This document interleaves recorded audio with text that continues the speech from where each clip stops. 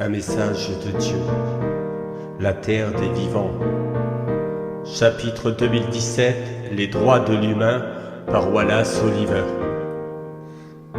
Dans les nations, les justes verront s'effacer les traîtres, qui ont mis leur confiance dans l'abondance de la richesse et qui se sont prévalus dans leur vanité. Ces langues trompeuses qui n'aiment que les paroles qui perdent. Mais cette traîtrise pour toujours fera disparaître cette race de la terre des vivants, afin que vive la liberté de ce nouveau peuple et la liberté d'aimer de nos enfants.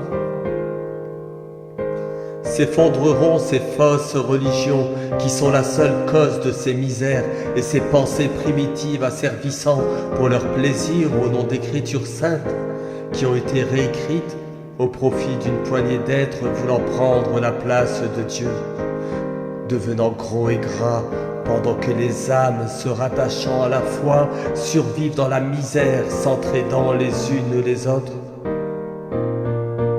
Car une âme n'est ni homme ni femme, mais la lueur divine qui est en chacun de nous. Ces religions qui divisent pour mieux régner, n'ayant même plus la foi,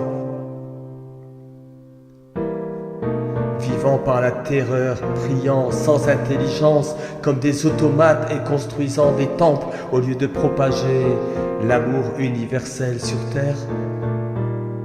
Nous ne faisons qu'un, car sans la femme, il n'y a plus d'hommes, plus de descendants, un monde qui sombre vers le néant.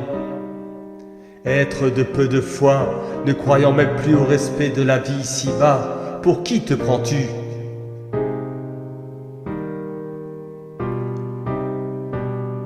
Qui es-tu pour offrir la haine dans ton passage destructeur sur ton chemin de vie, essayant de faire sombrer l'humanité tout entière dans l'oubli?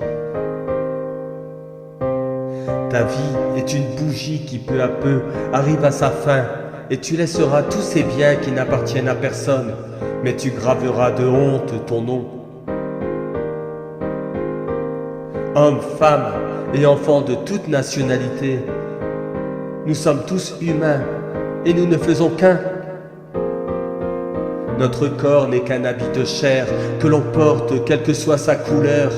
L'âme n'a pas de frontières dans cette école qui est la terre.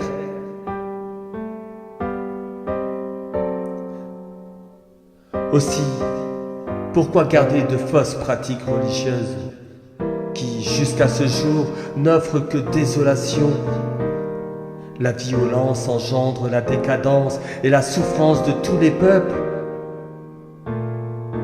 Il n'y a qu'une image de la foi et non des dieux. Comment des dieux peuvent-ils se faire la guerre? Un dirigeant, quelle que soit sa nation, n'est pas un dieu, mais un humain au service de l'humain. Une poignée d'humains gère le monde, mais le monde est-il fait d'une poignée d'humains? Réveillons-nous. Faisons renaître le paradis sur cette terre par le partage et le respect de toute l'humanité. Humain, mais aussi animal et végétal. Pourquoi tant de souffrance pour les animaux qui nous offrent leur vie? Une nouvelle ère va bientôt nourrir la terre où toute vie sera respect. Si Dieu revenait sous quelque forme que ce soit sur terre, que feriez-vous?